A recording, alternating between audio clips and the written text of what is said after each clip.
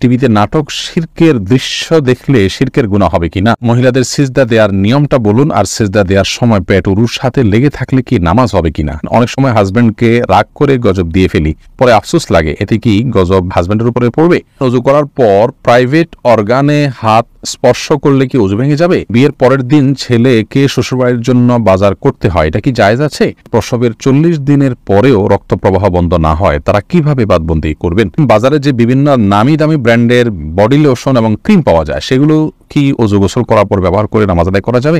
সকালে ঘর ঝাড়ু না দিলে কি কোনো অমঙ্গল হয়?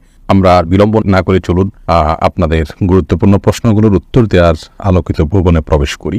প্রশ্ন করেছেন রিমি খান, আপনি জানতে চেয়েছেন বাজারে যে বিভিন্ন নামি দামি ব্র্যান্ডের বডি লোশন এবং ক্রিম পাওয়া যায়, সেগুলো কি ওযু গোসল করার পর ব্যবহার করে নামাজ আদায় করা যাবে? নামাজ হবে কিনা? জি, নামাজ হবে ইনশাআল্লাহ বিদিনিল্লাহ। ফারহানা ফারিয়া লাবণ্য, আপনি জানতে চেয়েছেন সকালে ঘর ঝাড়ু না দিলে কি কোনো অমঙ্গল হয়? সকালবেলা নাকি পুরুষরা ঘুম থেকে উঠার আগেই ঘর ঝাড়ু দিতে হয়? না বোন, এটা বানোয়াট কথা। হয়তো পুরুষ শাসিত সমাজে নারীদেরকে আপনার কোণঠাসা করে রাখার জন্য বা তাদেরকে কাজে লাগানোর জন্য কেউ তৈরি করেছে, এগুলোর সাথে ইসলামের কোনো সম্পর্ক নেই। সত্তার তালুকদার জানতে চেয়েছেন স্ত্রী কি স্বামীর ওয়ারিশ? স্বামী যদি স্ত্রীকে কোনো সম্পত্তির ভাগ না দেয় তাহলে কি গুনাহ হবে? যে স্বামী স্ত্রী একে অন্যের ওয়ারিশ, অতএব স্ত্রীর আপনার স্বামীর মৃত্যুর পর স্বামীর সম্পদে ভাগ পাবেন। সন্তানরা যদি থাকেন তাহলে একরকম, কোনো সন্তান না থাকলে আরেক রকম, কিন্তু ভাগ পাবেন। অতএব স্বামী যদি তার স্ত্রীকে বঞ্চিত করেন সেটি তার অবশ্যই গুনাহের কারণ হবে।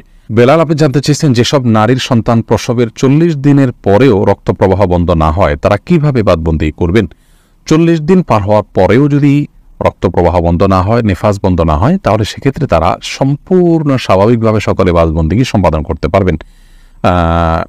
সেখানে কোনো আজকাল তো অনেক কিছু ব্যবস্থা রয়েছে যাতে করে ব্লাড যেখানে সেখানে না পড়ে, সে ব্যবস্থাপনা গ্রহণ করার পর তিনি এবাদবন্দি স্বাভাবিক করতে পারবেন। 40 দিনের পরে আর তার ব্লিডিং হলেও তাকে নেফাস সে আক্রান্ত বা আপনার এটাকে আপনার প্রসব পরবর্তী যে ব্লিডিং বলা হয়ে থাকে সেটির মধ্যে গণ্য করা হবে না।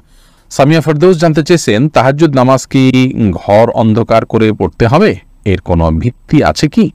তাহাজ্জুদের নামাজ এটা আমরা ঘর অন্ধকার করে লাইট বন্ধ করে পড়তে হবে এর কোনো ভিত্তি নেই, বরং সেটা আপনার যেভাবে হিসেবে আদায় করতে পারেন। আপনার মনোযোগের জন্য আপনি যদি আলো আধার করে নিতে পারেন, ডিম আলো করে নিতে চান, তো সেটি করতে পারেন, কোনো অসুবিধা নেই। তবে অন্ধকারেই পড়তে হবে এমন কোনো বাধ্যবাধকতা বা নিয়ম নেই। রিসান ভুঁইয়া, আপনি জানতেছেন গরু ছাগলের বট খাওয়া কি জায়েজ? জি, এটা সম্পূর্ণ জায়েজ, তবে এটা যার যার রুচির ব্যাপার। কারোর যদি ভালো লাগে তিনি খাবেন, কারোর ভালো না লাগলে তিনি খাবেন না, একান্তই তার ব্যাপার। রহিমা চম্পা জানতে চেয়েছেন টিভিতে নাটক শিরকের দৃশ্য দেখলে শিরকের গুনাহ হবে কিনা? শিরকের দৃশ্য দেখানো হলে সেটি আমরা যদি দেখতে থাকি আমাদের কাছে বিষয়টা সহজাত এবং স্বাভাবিক হয়ে যেতে পারে। এই জায়গা থেকে এগুলো দেখা থেকে আমাদের বিরত থাকা উচিত। হ্যাঁ, শুধু নিছক ধারণার জন্য যে কিভাবে শিরক হয়ে থাকে আপনি জানলেন এবং সেটা ভয়াবহতা সম্পর্কে আঁচ করলেন যে মানুষ কিভাবে তারই নিজের হাতে করা সৃষ্টিকে কিভাবে পূজা করছে, আপনি জাস্ট ধারণা নেওয়ার জন্য দেখলে সেটি গুনাহের কারণ হবে না।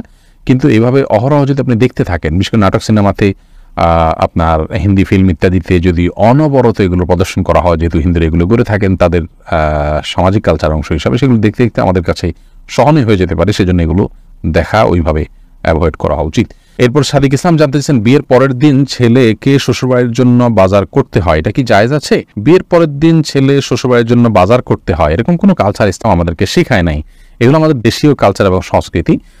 ছেলে যদি সন্তুষ্ট হয়ে নিজে থেকে শ্বশুরবাড়ির জন্য কিছু করতে চায়, উপহার দিতে চায়, ভিন্ন কথা, কিন্তু এটাকে আপনার কালচার বানিয়ে যদি আমরা আদায় করি এবং ছেলে আপনার অপারগ হলেও এটা দেওয়ার জন্য কষ্ট করতে হয় এবং দিতেই হয়, তাহলে সেই সংস্কৃতি অবশ্যই প্রশংসনীয় নয়।